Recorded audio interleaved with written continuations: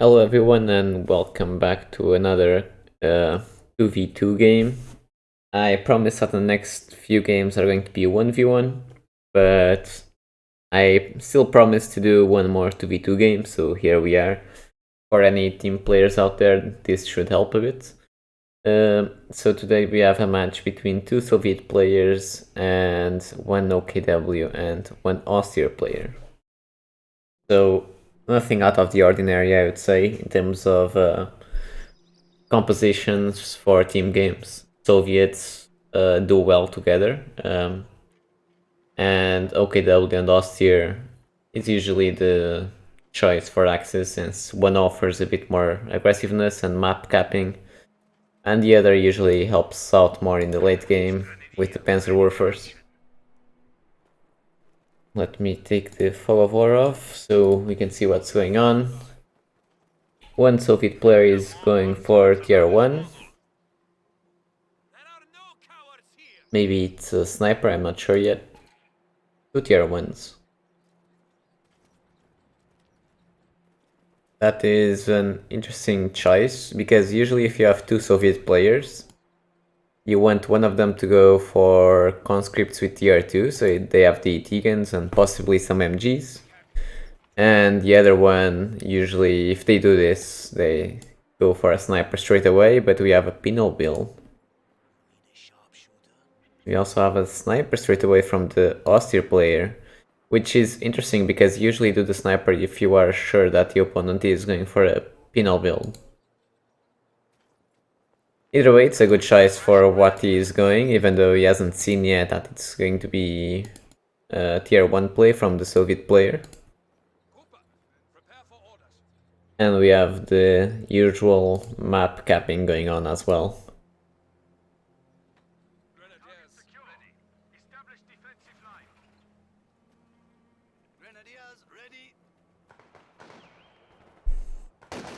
So we have the first few engagements.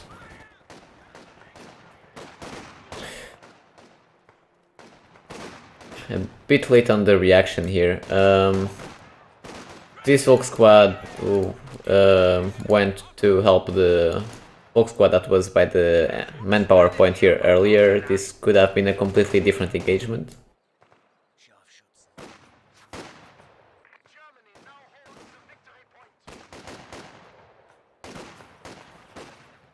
Is he going for a scout car? I'm not sure.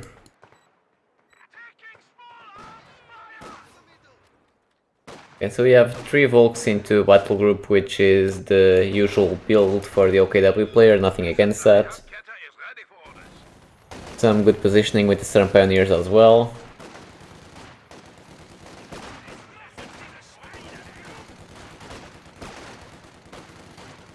And the fight for the fuel. Okay, so if you are going for a sniper build with Soviets, I would advise for the sniper to be one of your first units to come out, because if you do it as like a 3rd or 4th unit, you have this time in the field that you're going to kind of lose steam and allow your opponent to possibly win out the engagements near the important points like this fuel point. While as if you build a sniper first, you can usually start right away harassing and bleeding manpower to your opponent, and usually this sniper is enough to just stop your opponent from advancing just from the fear of bleeding manpower. Anyways, OKW player is... okay, so we have sniper revealed here, going for a counter snipe, but he revealed the sniper. A 4th Volk squad. So it isn't a bad idea, but if you are going for a 4th Volk squad, I would do it before the truck comes in. So you would go for 4 Volk squads and then call the truck and then go mechanized. If you want to go battle group as OKW, I would go 3 Volk squads and then battle group and then flak half truck, and then if you want the 4th unit, you can get either an MG or an extra Volk squad, although I advise that this extra Volk squad should be an MG, just because it's better to hold the map. And pretty weak start from one of the Soviet players. I think it's because he kinda delayed the sniper and now he feels like he has no units.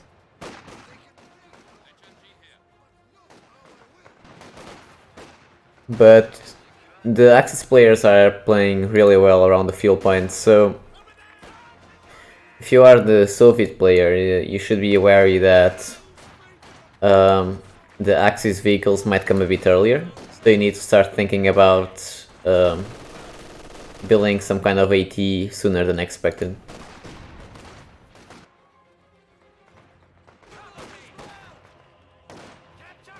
Also, if you are playing as allies or even as Axis and you feel like you can't get both fuels, you should probably start looking into double teaming one of the sides, so you dislodge whatever the guy has. In this case, I would probably make this player go over to this side of the map and ask for help. And we have a wipe. It's a mortar as well. Yeah, so right now, solely because of the build orders that the allies are going for, you're a team game kind of player. Don't go for support weapons if your core army is kind of weak. So this Soviet player has 2 units that aren't support weapons, and he goes for a support weapon. That means that he's going to have a really hard time holding any pushes from the OKW player.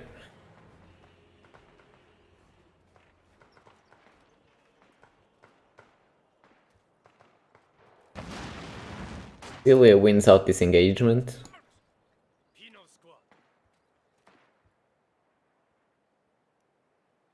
And the game is kinda slow at the moment. Either way, just if you are an Axis player and you're playing against penal builds, the weakness of penal builds is that usually, because obviously the squads are more costly to build, and you actually need to build tier 1 to get them, you're going to have more units in the field. So if you play aggressive, you should be able to win against a penal build and bleed the manpower out, especially if you start out with the sniper. And if you are the OKW player right here and you know that he has 2 units or 3 units, you should really be playing aggressive and waiting for all your units to be back on the field to make meaningful pushes and hold the map. Because with 2 units you can break the line really quickly, and it's hard for the Soviet player to hold it. So the Soviet player is going for a weird build here. I wouldn't ever go for what he's doing, just because if the OKW player played a bit more aggressive, basically you would have no map whatsoever. And also I wouldn't send the sniper all alone, like the other Soviet player is doing. This is kinda risky.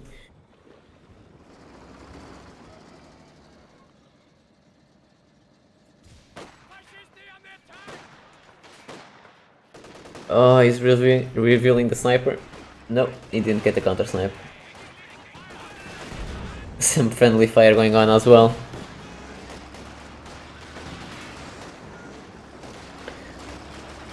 Also, another thing that I want to point out is, if you are the Soviet player and you built a sniper, and you know that your enemy has a sniper as well, it's better for you to try and snipe the grenadier squads rather than trying to get the counter snipe out, as long as you can assure that you aren't going to get counter sniped yourself. And what usually happens is that because of that, you have 2 snipers firing at the frontline squads like the penals and the grenadiers. But because your squads have 6 models, it's going to be better for you to lose 1 model than the grenadier to lose 1 model, just because that means it's going to have 3 or 2 models, and that's really like no damage. So your squads have higher numbers, so it's better for you to engage in kind of manpower bleed wars. They also have an MGD crew here, so that's really good for the Soviet players. And I really like that the OKW player is spamming mines on the north. Although I think he's playing a bit too defensive for what the Soviet player has. With that said, they still have double fuel, so...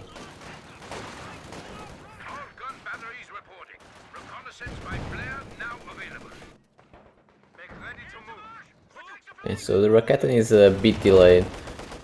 I would say that if you went for, I think it was 4 Volk squads that I saw, I think one died and I didn't even check that, and you go for mechanized, you should be expecting the T-70, so the Raketen should be your next unit. So this Raketen should have been 1 unit earlier on the build order.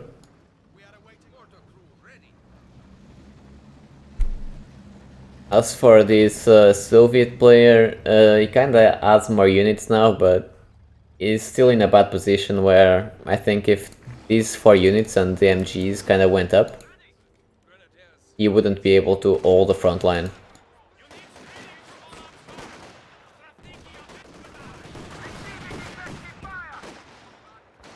We have a really big push here. I don't think that, yeah.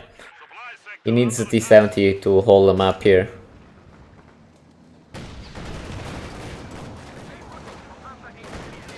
Also, another thing that is important to say if you are an OKW player is if you're going for mechanized, I would go for the Puma instead of the Panzer II. Especially against Soviets, because they rely so heavily on the T-70s to win the map out. That means that I would go for the Puma and then maybe double MG to counteract the infantry. And then you could use the Puma to deny both T-70s around the map and allow the superior Axis infantry to win the map out. I also might have a wipe here. Oh, this is really bad for the Soviet player here on the north side of the map.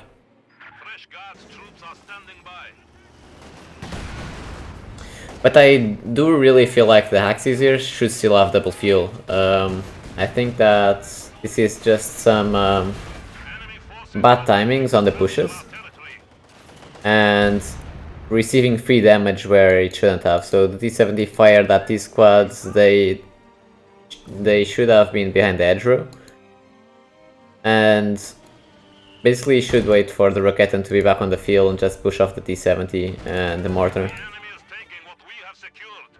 Because really this Soviet player with 3 infantry units shouldn't be able to do this.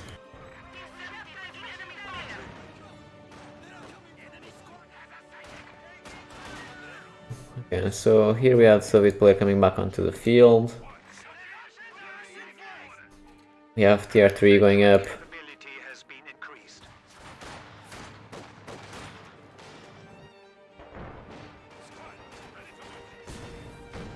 I'm not too sure about the Stormtroopers usage here.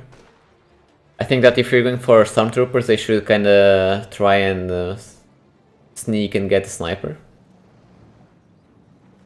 But overall, I think it's safer to go for Panzer Grenadiers than Stormtroopers. I think they are overall better units for the austere player.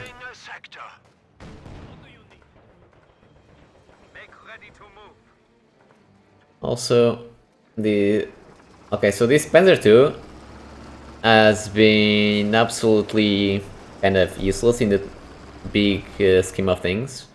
2 kills for the time it has been out on the field. If you compare that to a Puma, where it could have maybe even killed the T-70, the impact that that unit has in the game is much larger than whatever the Panzer II did until now. And still it needs the repairs. Especially if you consider that you're playing against a tier 1 with guards kind of build. The weapons that they have, the PTRS, are actually very decent against Panzer II kind of builds.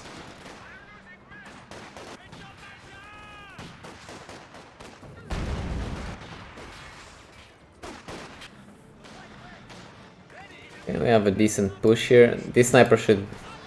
Okay, it's firing, okay. Almost got the sniper as well.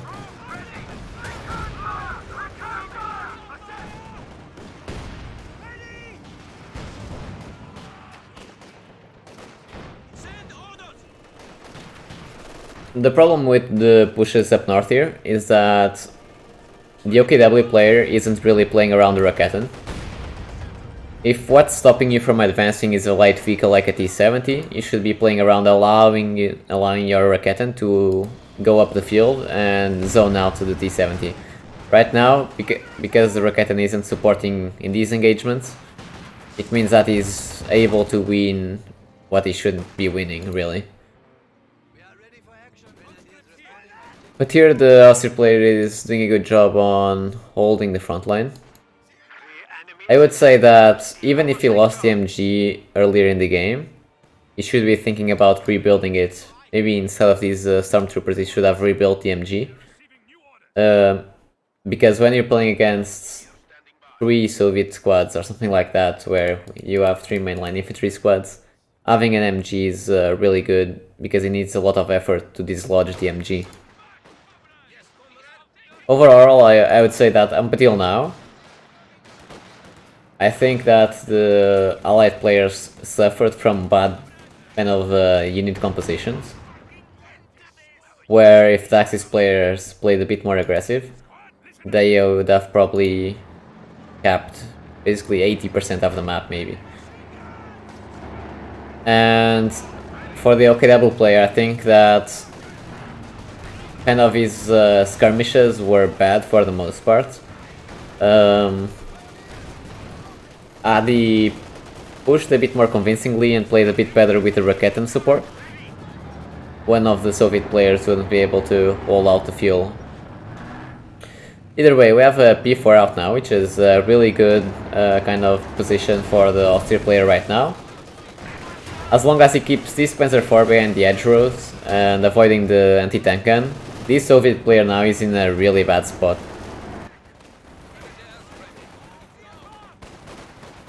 Also, we have the Raketen going back now, and we have a second P4 building. If you are the Axis right now, and you know that you're going to have double P4, especially if you are communicating with your teammate, you should be looking into diving one of these AT guns with the double Panzer IV. Because it's usually a weak point for the Soviet players when they are in this transition where they only have the AT gun plus a T-70 to hold out the map against medium tanks. If you take advantage of that many times, it's GG. And considering that the OKW player and even the Austria player have a lot of infantry units, they can support the push, get the AT gun, and after that it's pretty much game, because they don't have enough AT to hold out 2 Panzer IVs. Here we have these engagements yet again with no AT support, so the T-70 is doing a lot of damage, it really shouldn't. And also, just kind of a micro thing here is the Ober's usage. They are really costly to reinforce, so most of the time you want them in green cover up until they get the light machine gun upgrade. Yeah, so this is a lot of bleed, even though the OKW player is kinda floating a lot.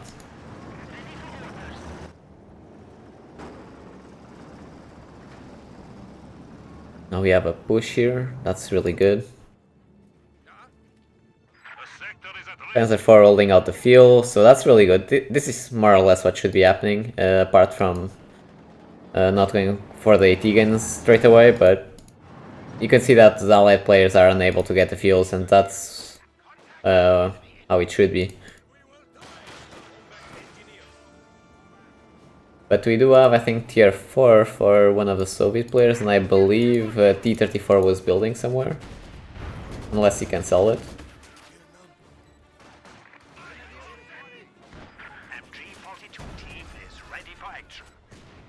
Okay, and we have the P4 and Panzer II teaming up. P4 repaired. So we have double P4 from the Austria player, and we have 1p4 from the OKW player plus the Panzer II. At this point, really, that was kind of a bad move, but either way, with so many tanks out and your opponents having no tanks, you should really be thinking on diving some kind of a Tegan. It's really important. Especially if you know that your opponent has no tanks. It's kind of a clock thing where you can really take advantage and win out later on in the game just by stealing an Tegan. If you know that the tank isn't coming out in maybe 1 minute or 2 minutes, it's really all you should need to secure one of these aggressive pushes. Because the later the game goes, the harder it is to make those pushes, just because your opponents are going to start having T-34 85s in this case. Have a push here, it shouldn't do too much. We have the tier 4 from OKW holding out the line. I wonder where the Pakan is. I think yeah, okay, the Pakan is back at base.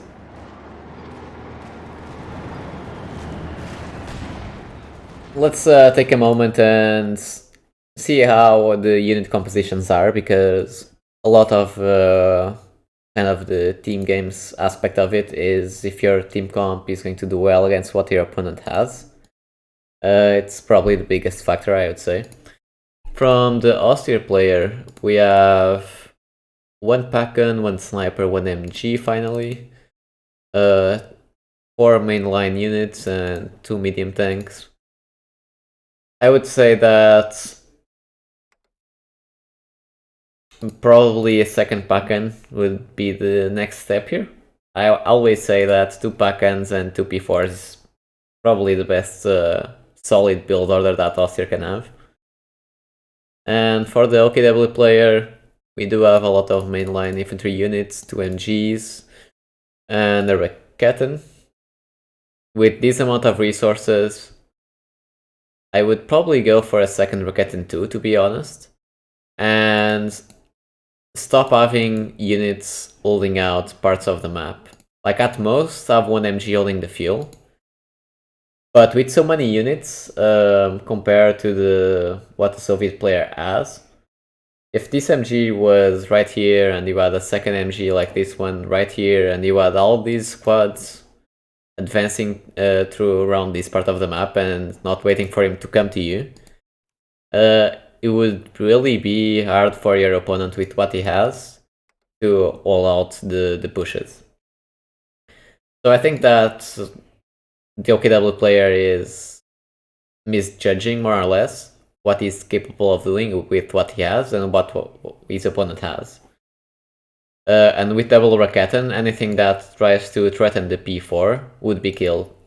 You have to keep in mind that because the Soviet player went for a tier 1 play, not tier 2 play, which is usually what is expected, he has no access to Etigans, so nothing to zone out the Panzer IV.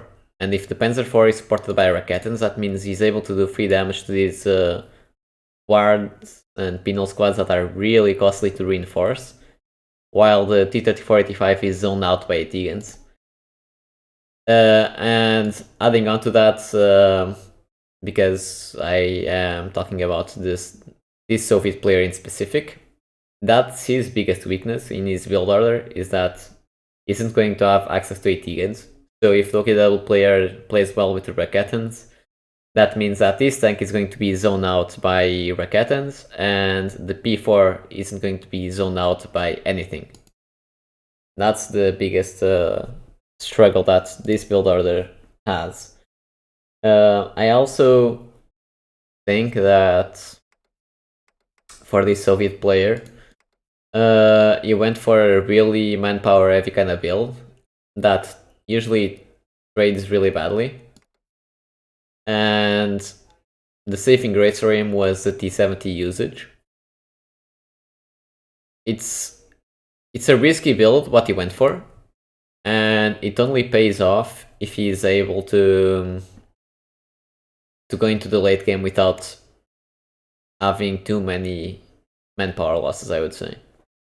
Because the later the game goes, the guards become really good squads compared to maybe what conscripts would have been. The problem is getting there. Although I think he's maybe able to do that just because the OKW player, like I said, isn't playing as aggressive as he should maybe. And finally, the last Soviet player, he went for a sniper, but the problem with his build is that he has almost no infantry squads. That means that he isn't able to be aggressive on the map, and he's more of a supportive role player with a T-gun and a sniper. And if I was this Soviet player, I would probably do maybe 1 or 2 conscripts to help out the engagements. And maybe a second AT gun, because if you are the Soviet player that's going for a tier 2 play, you should have 1 more AT gun and play around your teammate that has the vehicles. Either way, I think that's probably what I would do if I were any of these players.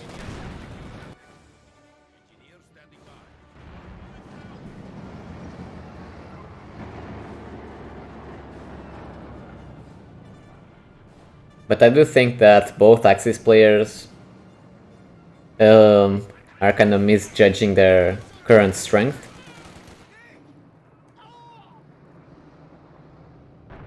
We also have 1 more wipe that happened around here.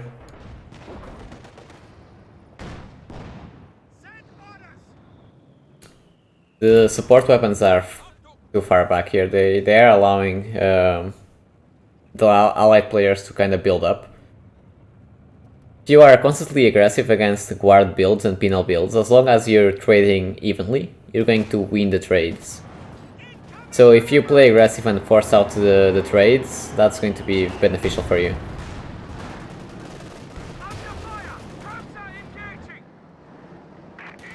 Either way, we have a good position from the pack gun here. This T-34 is really overextending.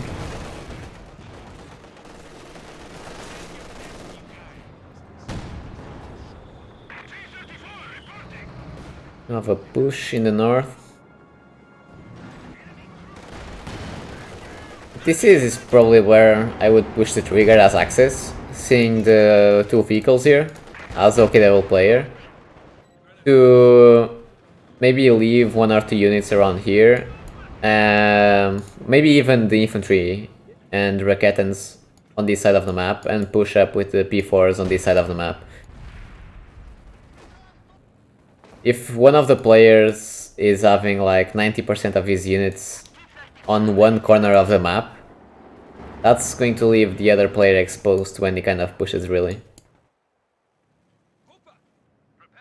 Either way, the P4 is back in the field. I think he's going for a Panther, which is the right choice. Considering that he was able to hold out the field for so long, in this case I would also go for a Panther instead of double Raketan. And I think, is he building another tank? No, okay, so he called in another guard squad. And I think that's going to be a problem. At some point, if you have so many elite units that are costly to reinforce, as long as you lose a big engagement, you're going to be out of manpower.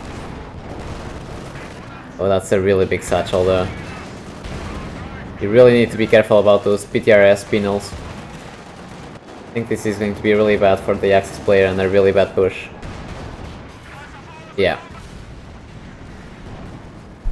If you're going to do a push against PTRS penals, you should first screen kind of the field with some infantry units before pushing in. And then you push in. Oh, that's a really low P4, so this is kind of a mini throw by the Axis players.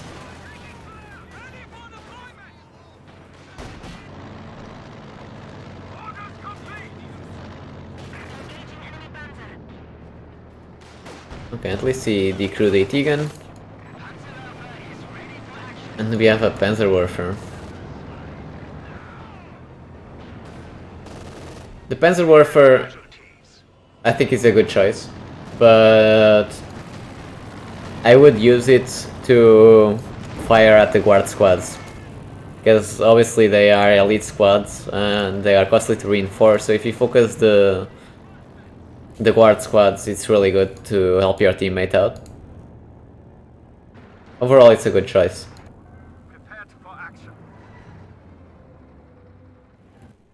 Okay, so right now, if the OKW player gathers all the infantry and pushes the Soviet player's position, it's going to be a really easy victory, especially because he knows that T-34 needs some repairs.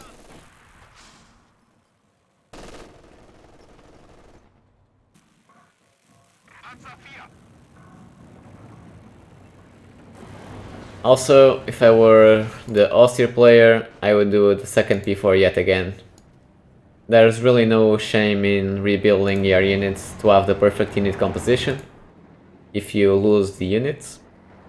I'm not sure if he's saving for something else, but as Austria, usually you are okay with having 2 packs and 2 P4s instead of the Panther.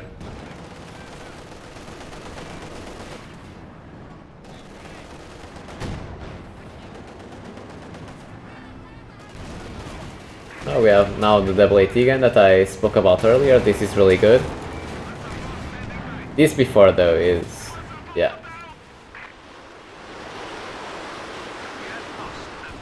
That's a really good barrage though. Either way, the Austria player is playing really badly with the P4s.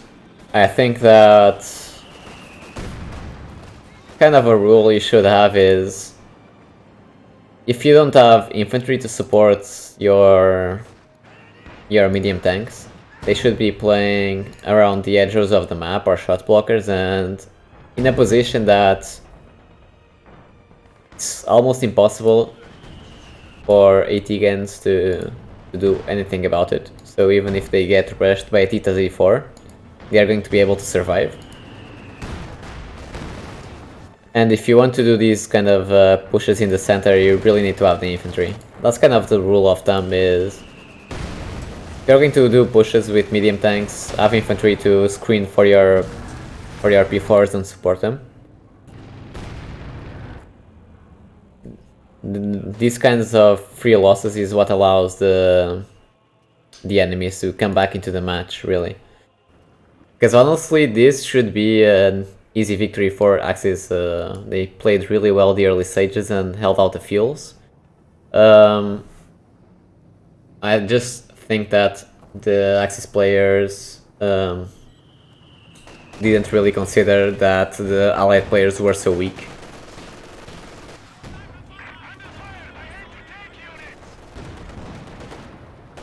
The sniper is still alive, I didn't know that.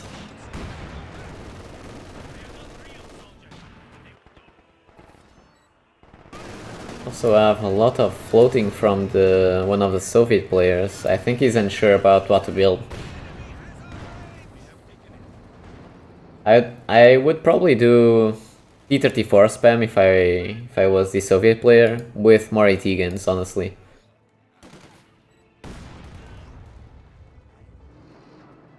With so many T-34s you can...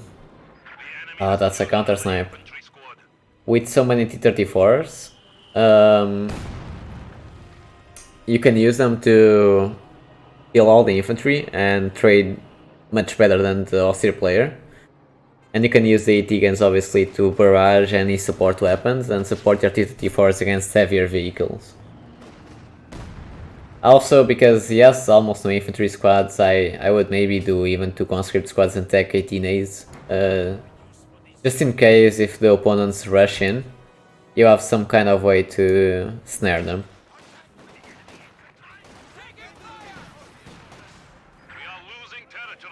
That's a really big grenade though.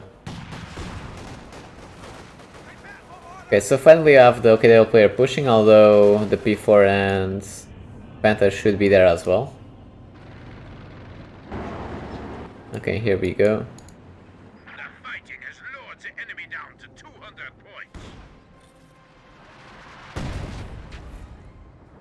Okay, so if you are the Soviet player, I would say never do this. If you are into the late game, building a penal squad is really useless. They are mostly good early game to mid game units, and late game conscripts are just better overall because it's not the infantry that's going to be doing the bulk of the damage. The infantry is mostly there to support the rest of your units, like the T-34s. And there is no better squad than the conscripts to just basically do that. Support your units, cap the map, and snare any eventual vehicles that come in. So don't build Pinos late game.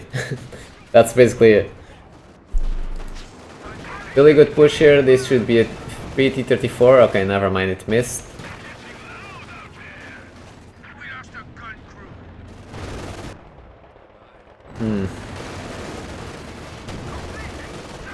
Okay, so this is a dead T-34-85 as well.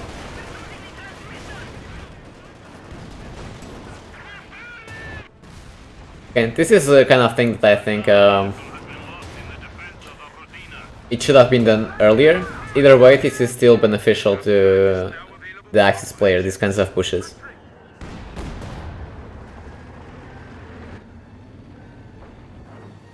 A lot of units here in base just waiting.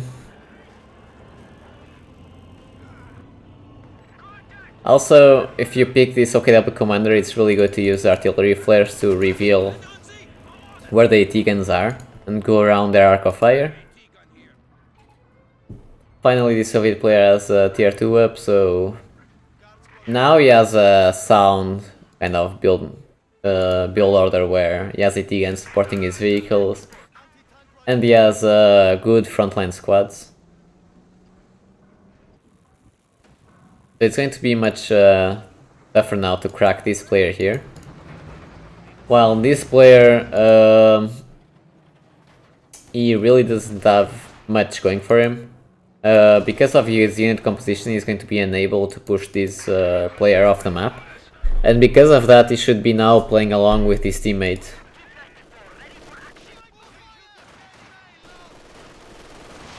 That's no, that's a Suki.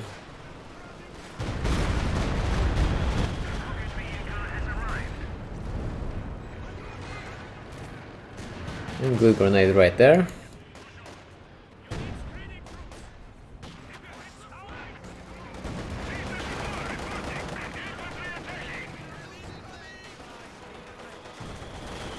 And good push here from the infantry. Another wipe here. Oh, 2 stormtroopers. Not too sure about that, but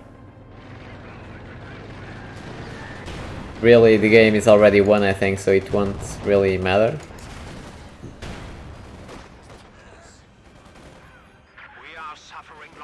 I think there's no way that the Soviet players come back from this. Our territory is falling into enemy hands.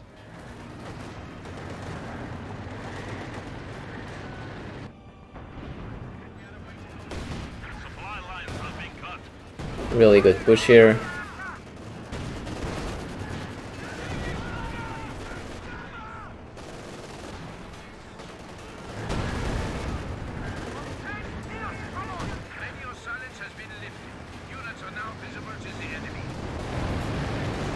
That's a really big loss yet again.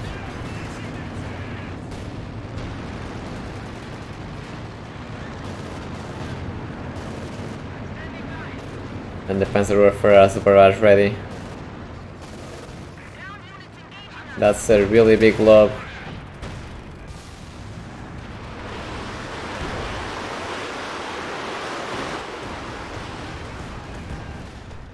I didn't do too much, I guess.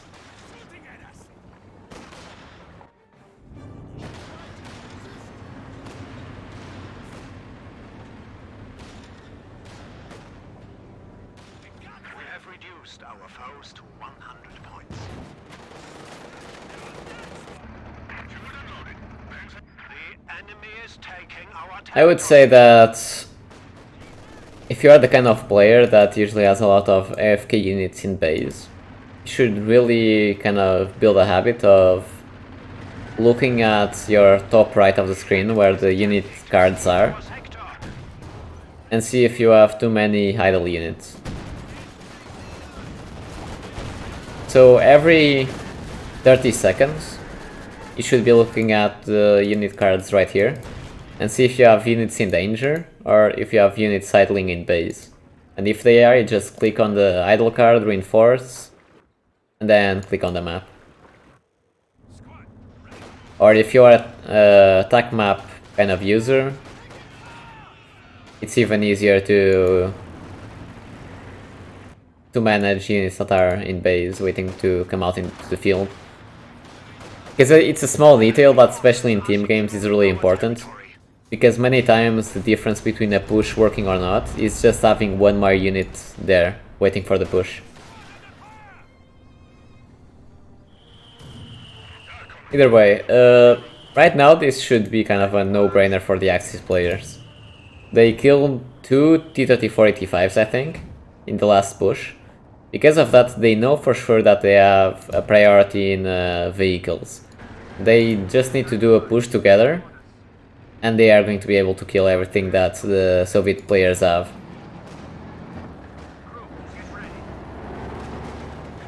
Especially if you consider that you are floating a lot of resources. If you are floating a lot of resources, you shouldn't be afraid to do even trades where if you lose, let's say you lose one tank and you don't wipe any squad or kill any vehicle, but just the manpower bleed that you did on your opponent, it's harder for him to recover from that than you are. You can just rebuild your P4 with the float that you have, while he's going to struggle to even reinforce squads in base even with that loss. That means you can progressively play more aggressive.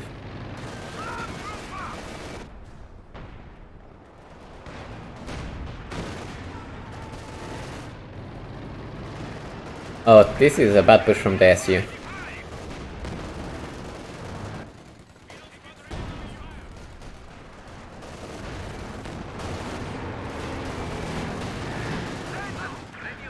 Units are now visible to the enemy.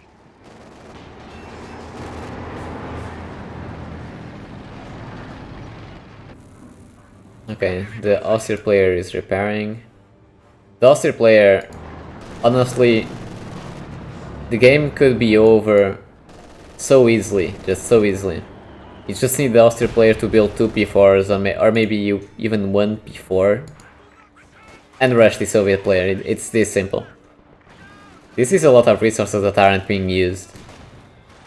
If you have so many resources, especially in team games, even in 1v1 this applies, you shouldn't just stack them up. You should be doing pushes that, like I said, even if they go badly, your opponent, because they aren't floating resources, aren't going to be able to recover nearly as easily as you are. With this amount of resources, if you just did like push after push, even if 2 of them went badly, your opponent would still lose out in the big scheme of things.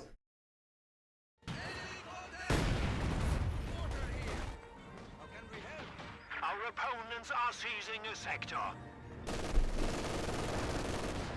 enemy is down to 75 points. I think this game is over. Just going to put at 2 times speed. See what else happens in the game.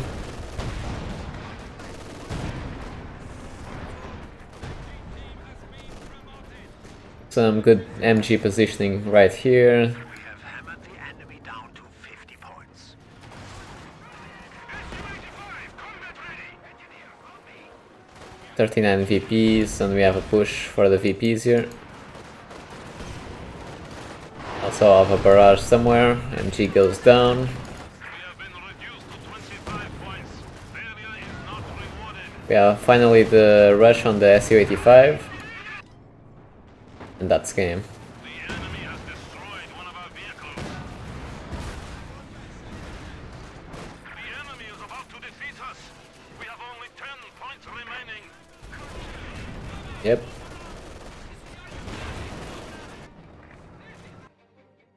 Okay, so overall a good match. I think that in a really broad stroke here, the problem for the allied players was their build orders overall. they kind of shot themselves in the foot by just what they were doing. They went for usually build orders that bleed a lot of manpower, and in team games many times it's a lot how efficient you are with the manpower. So that was really bad. I think that the player here, Gunther, had a build order that lacked the units overall. So that meant that he never felt comfortable pushing into the map, just because he was always outnumbered. He eventually did build conscript squads, but they should have been built earlier. Building penal squads in the late game is not really a good option. Also, his sniper play. I think that he focused too much on the counter snipe when you are playing Soviets and you have 6 models per squad. You are going to kinda win out the engagements anyways if you snipe the grenadier squads and just let his snipers snipe your conscripts or penal squads. That's the advantage that usually Soviets have going for them in the sniper wars, is that they can decide between the counter snipe or just sniping models, while the Austria player just usually has to follow along with whatever decision he did, unless he's a really good sniper player and gets a counter snipe out. So that's the biggest problem that I found for this player in specific. This player, I would say that he went for too many elite squads, where if the OKW player played a bit more aggressive and went for more infantry trades, you would struggle to even reinforce and tech at the same time. You really shouldn't go for so many elite squads. And he also did the mistake, I think, of early game going for the mortar when he had just 2 units in the field. Again, if the OKW player was more aggressive, that would really be punishing for him. And because of that, I think the Axis players got the field for a long time in the game. As for the Axis player, I think that their build orders were for the most part okay. I think for the OKW player, he had kind of 2 problems. One of them was that mid-game he played bad with the Raketen, and he allowed the T-70 to have more power than it should have. And the other problem was the lack of aggressiveness. Again, if you are OKW, and especially if you are floating resources, and if you have all these elite infantry squads, and you are playing against kind of a penal guard build, it's really easy to support your MGs and let the MGs suppress the squads. And because he didn't have an AT-gun for the majority of the game, it means that your P4 supported by Raketans is going to be really powerful on bleeding the guard squads and the penal squads. As for the Ossir player, he kind of suffers from the same problem, but he did make attempts to do pushes, which I respect. He just did the mistake that usually when you do those pushes, you want to have the infantry go ahead and see where the PTRS penals are and where the AT guns are positioned, so that when you come in, you don't come directly in the arc of fire of the AT guns and they have to maneuver to get the first shot in. And usually that's a difference maker in many situations. I also think that he should have rebuilt the second P4 sometime mid-game. I don't remember when it was. Even if it delays the Panzerwerfer a bit more many times. If your opponent just tech tier 4 and it's pumping out T-34s like this guy was, if you don't have the core army kind of there to support the Panzerwerfer, many times it can be rushed. In this case it didn't happen though. I just think it is because many of the mistakes here are going unpunished. But overall I think it was well played. The Soviet players just need to work on their build orders and the weaknesses that they have in those. And the Axis players here needed to work on knowing when you can push and not push. Many times in Company of Heroes, that's the important part, is if you recognize that you have the advantage right now, and you push in those 30 seconds to 1 minute time windows, eventually your opponents won't be able to recover. While if you never punish those windows, you're going to pretty much have a late game slugfest every time, just because you allow your opponents some room to build up their unit compositions and feel out the weaknesses that they have. So the OKW player allowed this player to eventually have Etigans out and the SU-85 and the rest of the units. And the Austere player, I think, with the amount of mistakes that the Soviet player did in this build order, still allowed him to be far more aggressive than he should have. That's my take from this game. So I hope if you are a team game player, you learned something from this. Either if you are an OKW player or an Austere player or a Soviet player, I hope you could take something from this. Anyway, for the 1v1 players out there, the next cast or analysis is going to be for sure a 1v1 game. So yeah, thank you for watching.